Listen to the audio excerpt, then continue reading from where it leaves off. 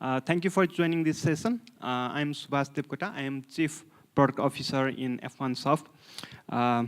Earlier, I worked in Versant, and I have around more than 13 years of experience. I started as a developer. I then managed the team, and I've worked in both sides of the development as well as in the business side as product manager or business analyst, PO, whatever different roles, titles. And I'm going to share you my experience about how you can be a successful product owner. Because product owner role, I think, is a bridge between development and business. So I'll be sharing you my experience in the form of a kind of roadmap. And can you recognize this picture on the right? What's that? Sorry? Right. That's the summit of Mount Everest.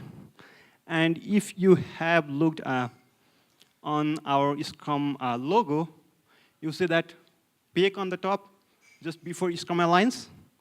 And so actually, I was looking on the logo and thought, okay, why don't we relate it with climbing Mount Everest? So it's in the Himalayan region, Scrum Alliance gathering, and we are going to climb Mount Everest virtually in the next 40 minutes. Okay? So how I'm going to relate this is, anyone interested to climb Mount Everest? Willing to? Good. Okay. Because look at those guys. So how easy it seems for them to be climbing. It's like they are going for just a short trek, right? So it doesn't look so difficult on that picture. So they have the experience, they have the skill set, and they have the courage. And with the practice, they could easily, we could say that they could easily climb Mount Everest. So I'm going to share you those kind of techniques. So maybe you will be able to, whoever is working on the PO role, you'll be able to achieve that summit in your role. Okay, let's talk about the PO role. In the Scrum framework, what I think is it does not say how to execute that PO role, right? So for development team, it says how do you do all those rituals or how you achieve what Scrum says to do. But for the PO, so anything that comes about business, anything that comes about client, or anything that comes about the product management, that's the PO to handle it. So that's the poor PO guy that has to address all the business or product management, anything outside the team, let's say, right? But this role itself, Scrum framework defines it just a one role, but you might have already experienced one person may not be sufficient to execute that role depending upon how big the product is, right? But still, there will be one PO serving the one team. So PO role is very critical in the successful implementation of Scrum. And Scrum defines PO is that's the holder of product value. PO says what to do and prioritizes the work, right? That's what the Scrum says.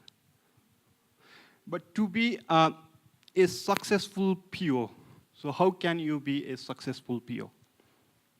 So I have one interesting concept, and that's not my concept. I'll show you where it is coming from, but it's saying minimizing output and maximizing outcome. That means you can be a successful PO or whatever you deliver to clients, you would be successful when you minimize the output and maximize the outcome.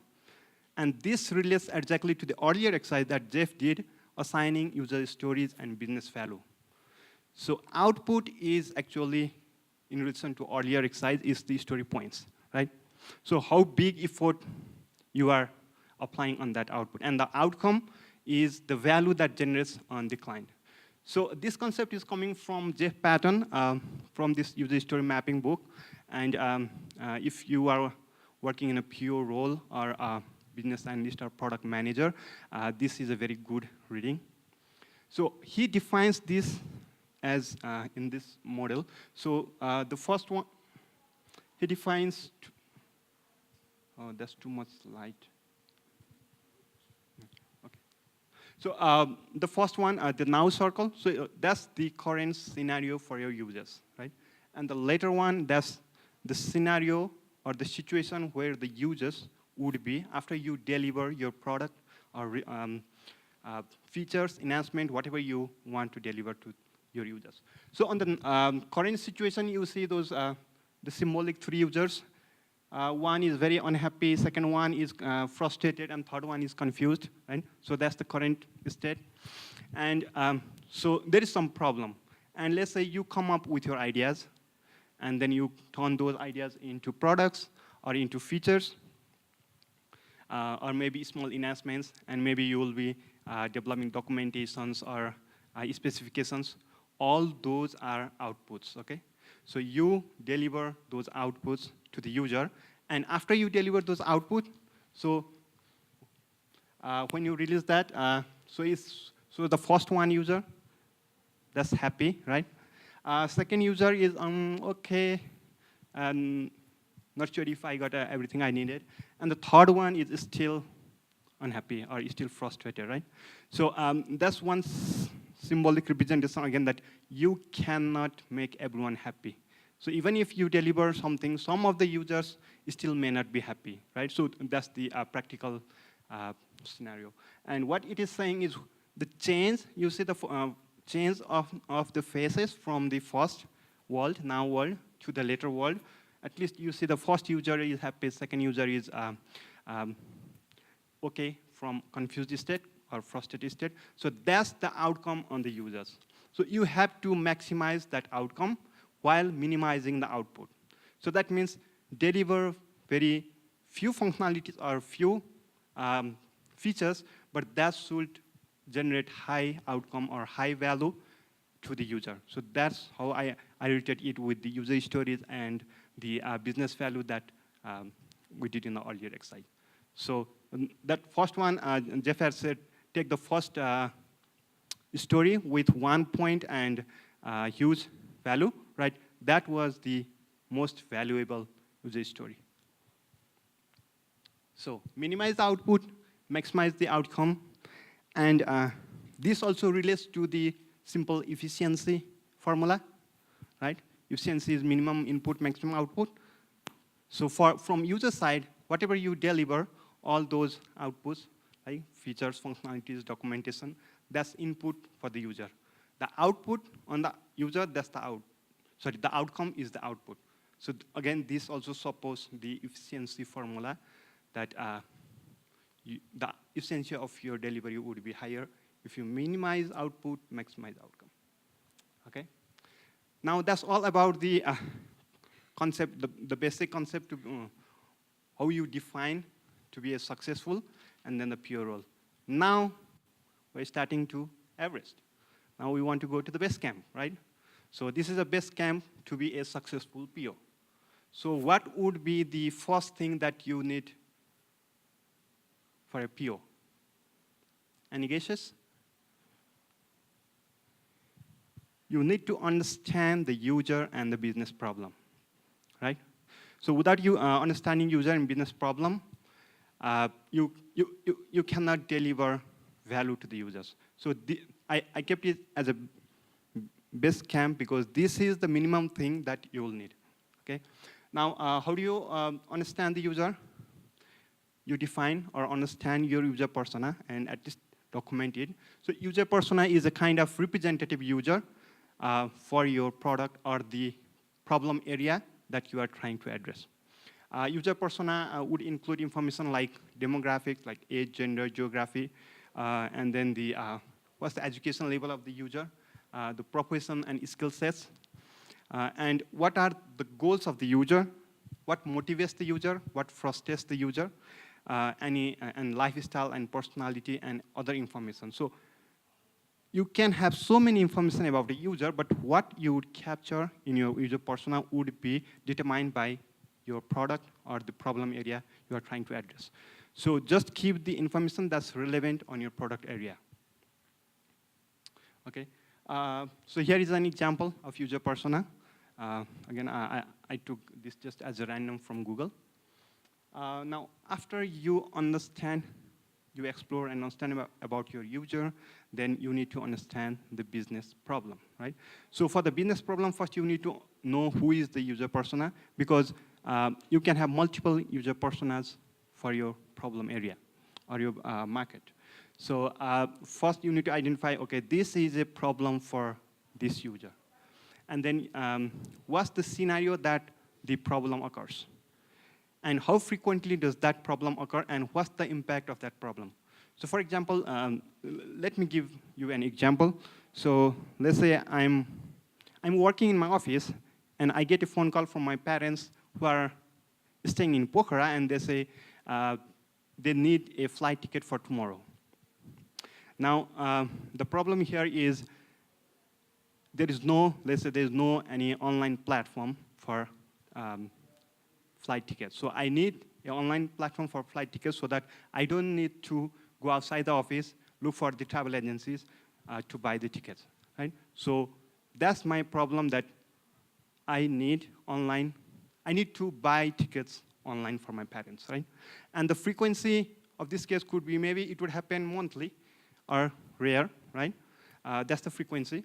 And impact is, if I don't have that system for online ticketing, what I need to do is I need to take a few hours off from my office, and I have to go find the travel agencies or airline, and then book and buy my ticket, right? And then maybe if there is no system, I may need to fax them the tickets back. So that's the impact of that problem. Now, once you understand the user and problem, you are in the base camp. Now, how do you reach to first camp, camp 1? After you understand the user and business problem, you need to envision the solution and validate it with the user or the clients, right? So before you define a high-level solution, depending upon your roles and responsibility in the organization, you may need to think about this buy, build, or partner decision.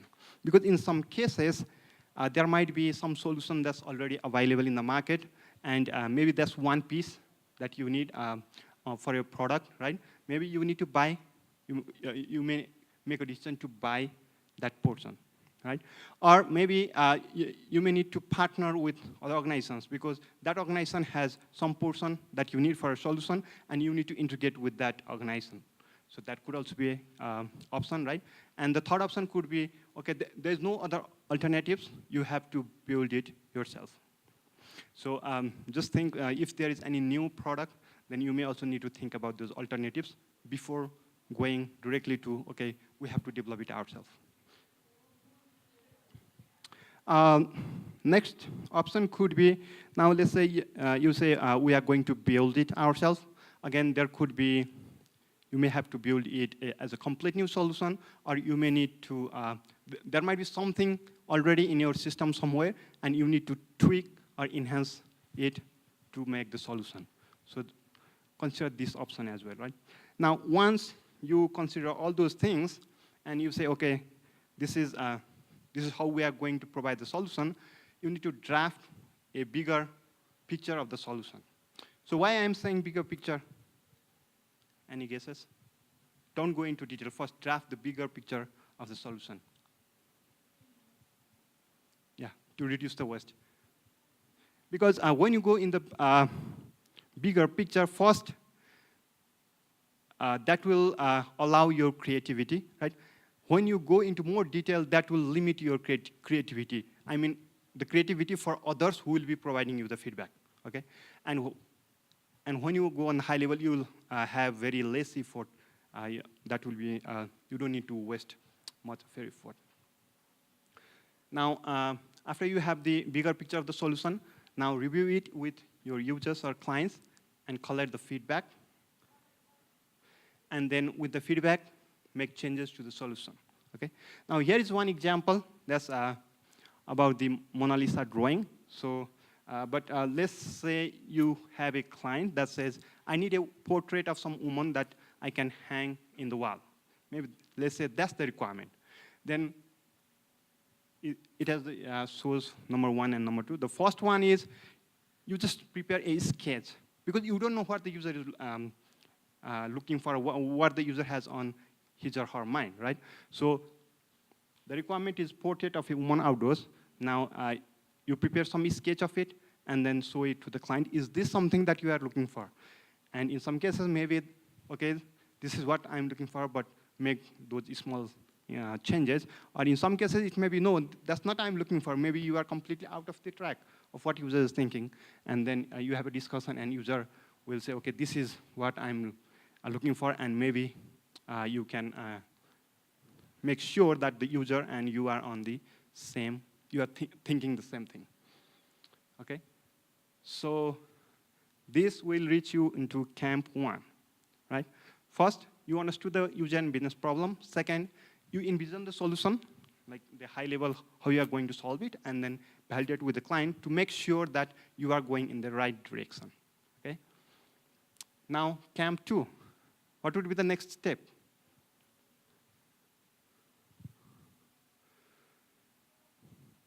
Now, whatever you have understood, right, and then come up with, you have to explain that to the development team, because as of now, you are maybe not, you are far from development team, I mean, in terms of interaction. You have not talked with the development team regarding this product, right? Now, whatever you have understood, starting from base camp to camp 1, you have to explain that to development team so that development team also comes to camp 2 along with you, because they are not even in base camp right now, right?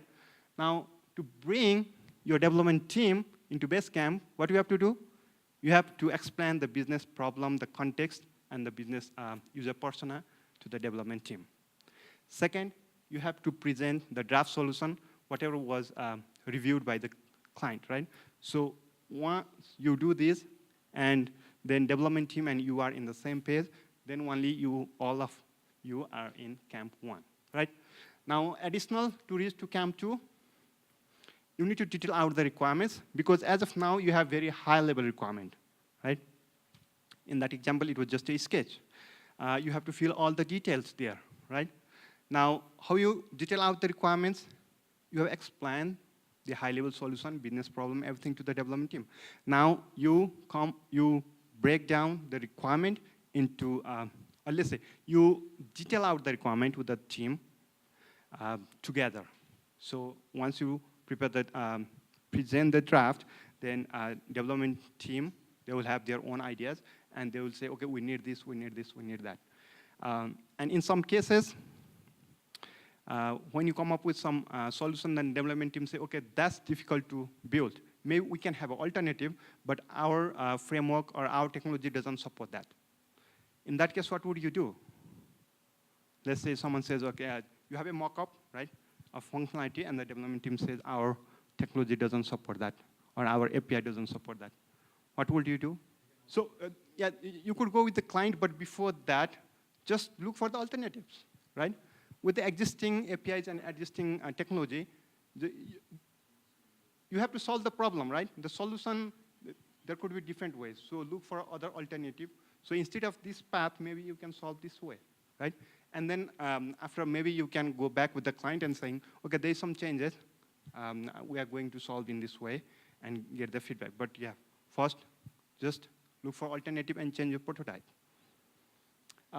Next thing would be, in some cases, the team may say, okay, we have the old technology, we need to change the technology, or maybe that's not supported, or there are security issues, right? Then in that case, you may need to change the technology. So you may need to add technical requirements as well, right?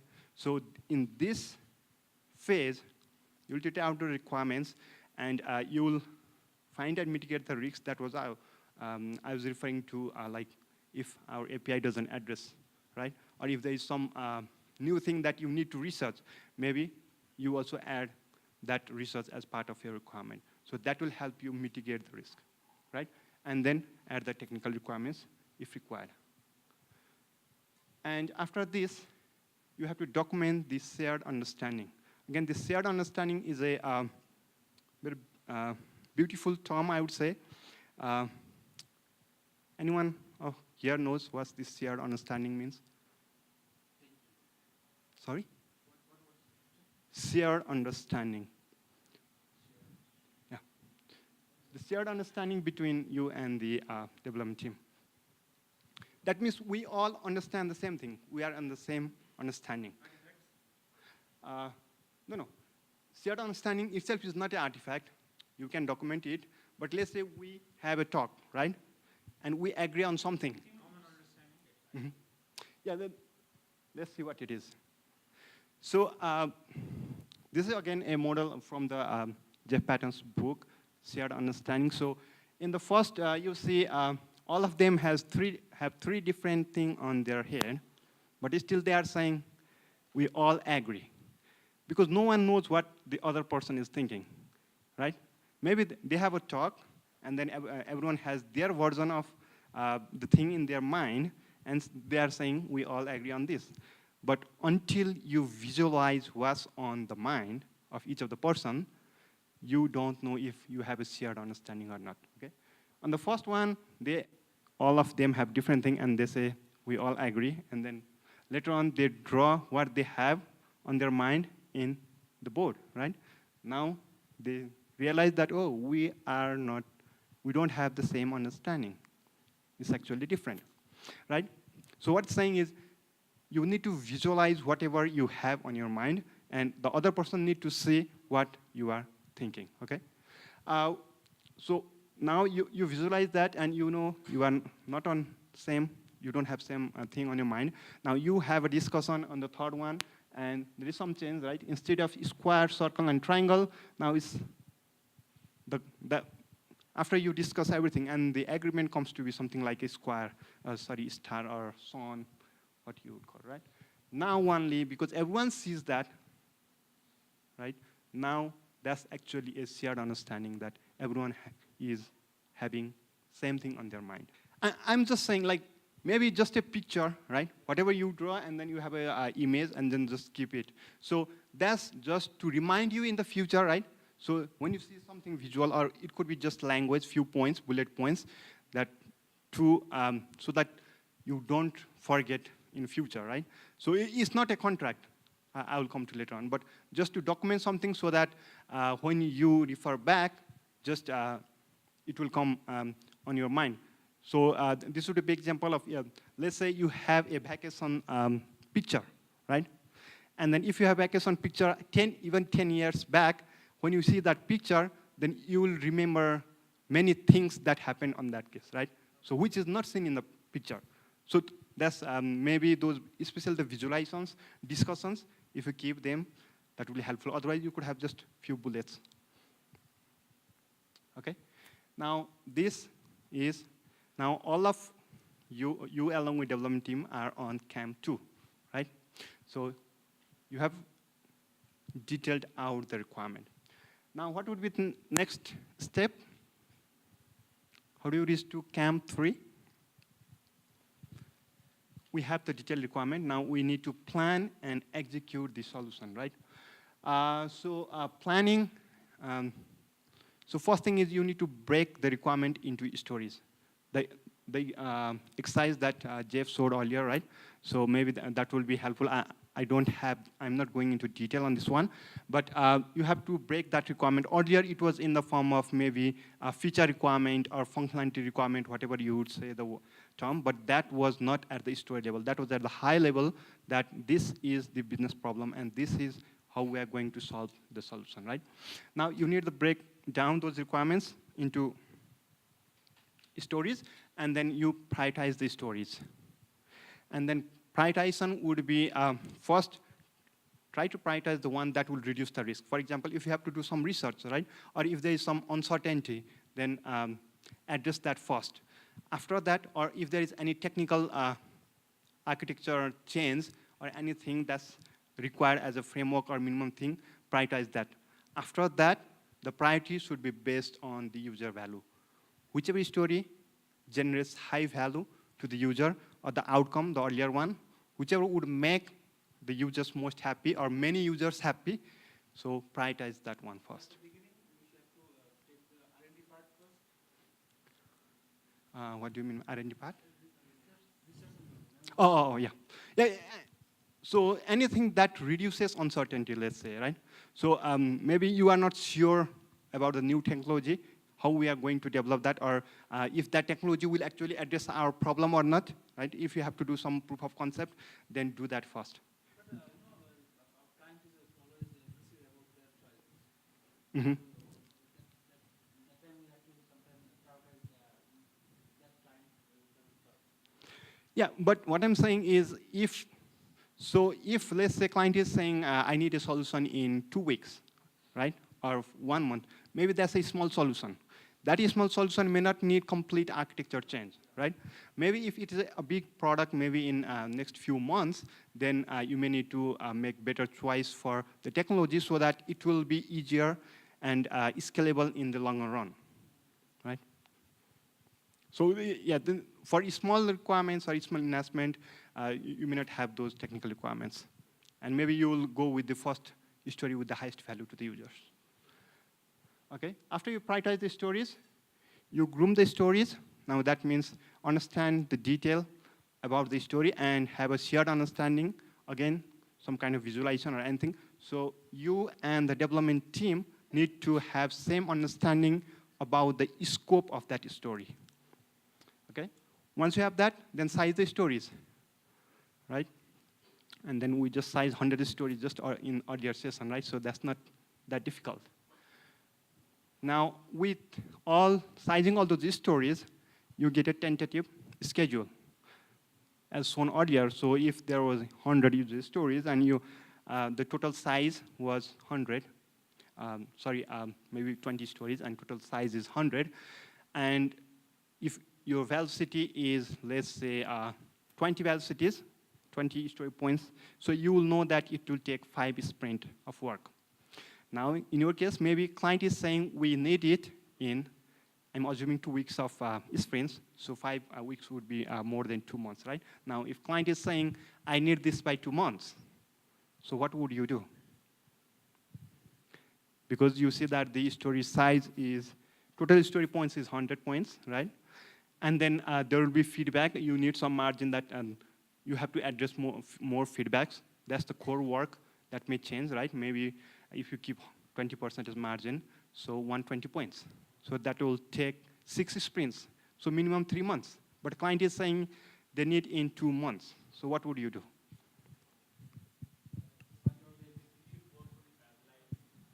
Sorry? Mm-hmm. Okay. Right. Negotiation could be one part, but let's say client is strict on 2 months, right? So you need to add the team, right? Either you negotiate with the client saying, okay, we can deliver in 3 months at earliest. Second option could be, okay, if you need in 2 months, we will not be able to deliver everything. We'll deliver you some kind of better release, right? MVP. Yeah, I was MVP, assuming MVP itself takes 3 months. But yeah, if your MVP takes just less than 2 months, then good, right?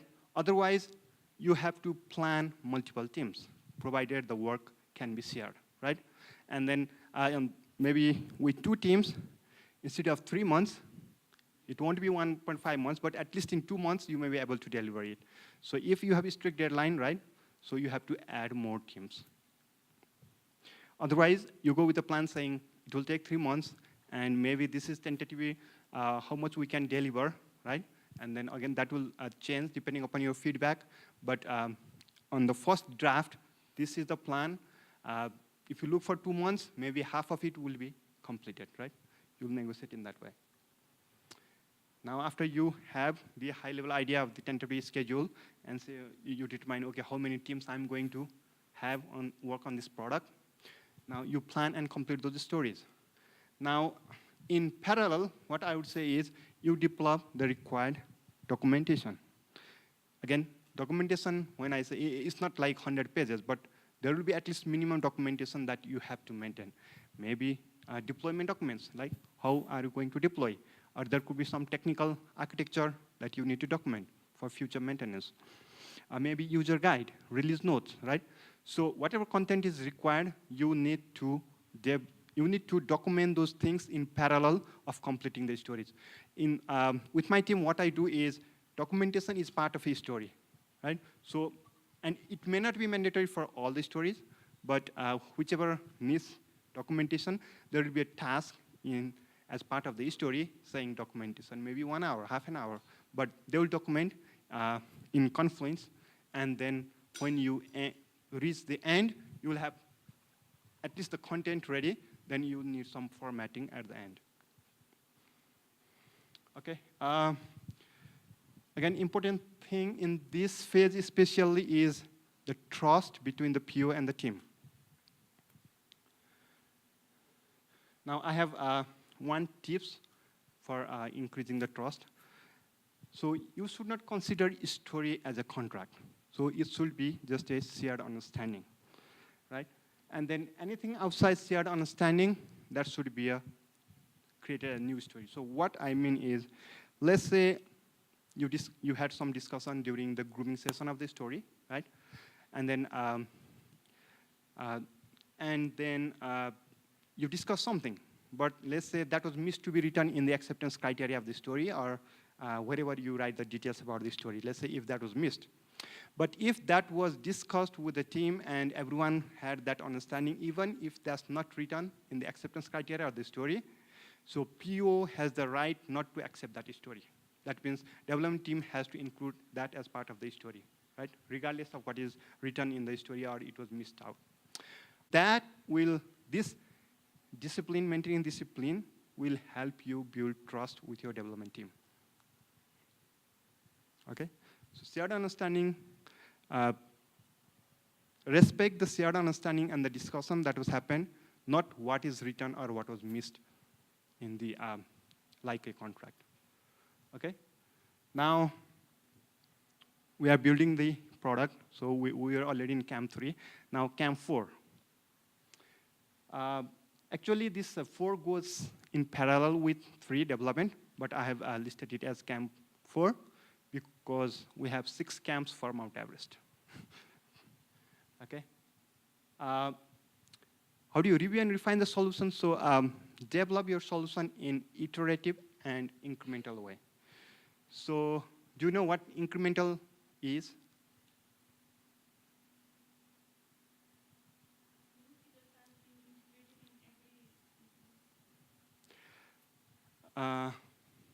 Yeah, kind of. And iterative? What is iterative? Kind of repeating, refinement, right? So here is an example of incremental development. You develop by pieces, right?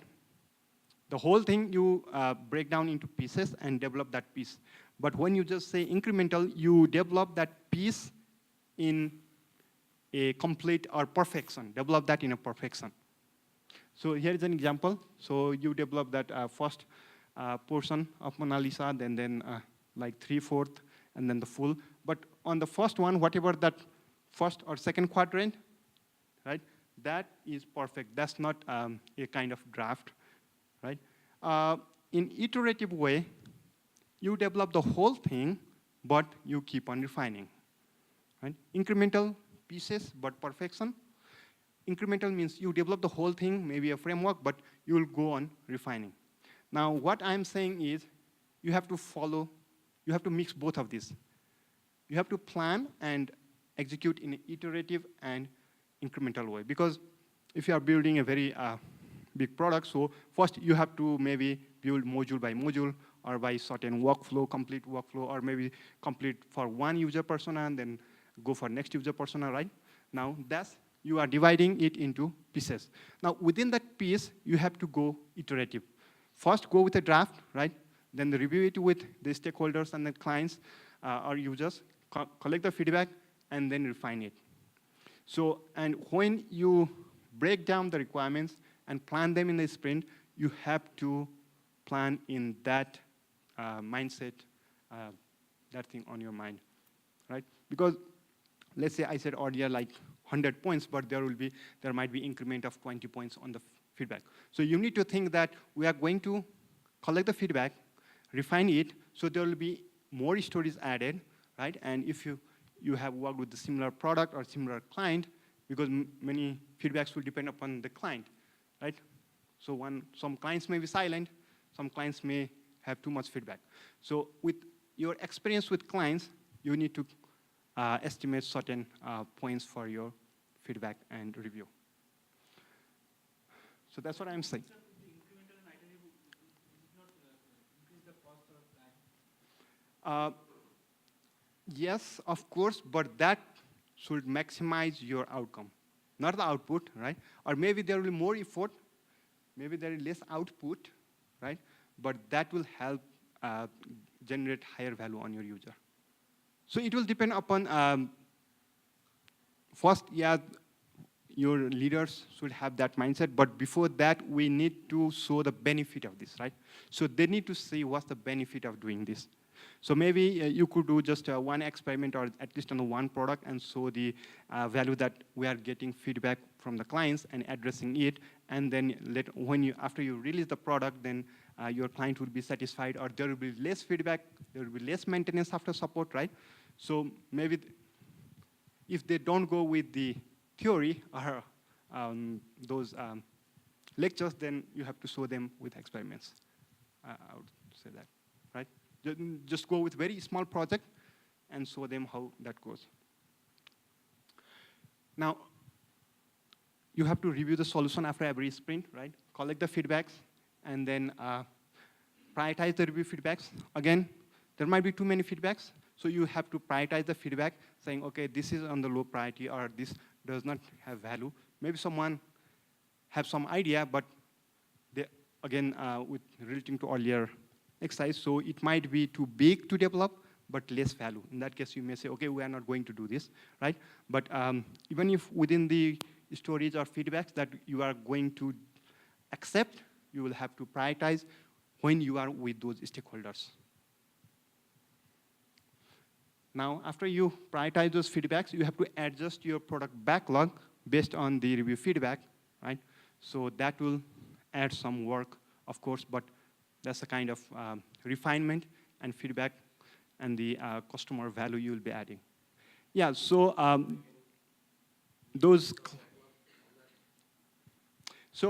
it could be if your stakeholders and clients and the user representative, or if you can go to the real users, if they can come to your sprint review, that's great, right? But if you can, because your sprint review will be in fixed time, fixed schedule, right? So you cannot wait your Scrum for your client saying, okay, I cannot attend today, can you shift tomorrow? So you cannot do that, right? So in that case, whoever can attend the review or demo whatever you say, that's fine. If they cannot, then at least I would say you as a product owner have to go to them, demonstrate what the progress, and collect their feedback. Okay, now on the summit. And he's saying, now we are on the death zone, because that's from Camp 4 to the summit is above 8,000 meters.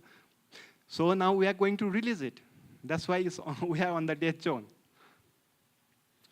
Now, we have to deliver the solution. Then we'll be on the summit. Yeah, I was relating just because it was on the above 800 meters. But if you are deploying, like if you are building incrementally and deploying in production as well, then you will have less uncertainty. But in some cases, I have this point, not for all the cases, validating the solution in the production-like environment. If there are critical systems and you need to integrate with something else, which you cannot do on your development or UAT platform, then in that case, you have to validate. For example, in our banking software, we cannot test with integrating on the bank's production environment, right? So in development or QA environment, there is no luxury to do that. So you have to validate that before rolling out into production, being ready to the production. And here, when we say validation, I remember this one example. So this is from World War II. The German soldiers, they had to suffer huge loss when they attacked Russia due to the cold weather. And the cause was that the buttons of their jackets, they could not withstand the cold temperature of Moscow. So maybe they worked in other temperatures in Germany or other, but they could not withstand the temperature in Moscow, and those buttons broke, and then even they have coats, they died because of cold. So that was one reason that Germany lost with Moscow or Russia. So that's what I remember for the validation. So you have to test on the real production environment. And again, this, so yeah, if you are integrating in every sprint, right, or continuously, and that system or all the systems are integrated, you will discover this issue during the sprint, right? You don't need to wait. But if there are other external systems, so you need to test at least once in the production-like environment, the validation. Now, next is you have to finalize documentation. I said you will document in parallel, but at least you have all the content. Now, developing, maybe there could be something finishing kind of work, right? Or maybe finalizing from the marketing perspective, or just formatting, right? So that you can make it available publicly. So the documentation could be like marketing and sales materials, could be getting started guide, user guide, at just whatever is required. And again, just the minimum that's required to release your product. As a product manager or product owner, you need to think about those aspects as well. Then you will release the solution, and you will communicate the solution with the clients. So with this, you will be on the summit. Now, delivering just once may not be sufficient, right? So you'll have to practice same thing again and again to master it. So repeat the successful delivery of useful solutions to master the skill. And here is the picture. Appa Sherpa has climbed Mount Everest 21 times, right? So he has mastered it. So even if I'm trying to relate is, that's the difficult job or the difficult task, right? Climbing Mount Everest. And with continuous practice, skills, and training, he has achieved it. He has climbed 21 times.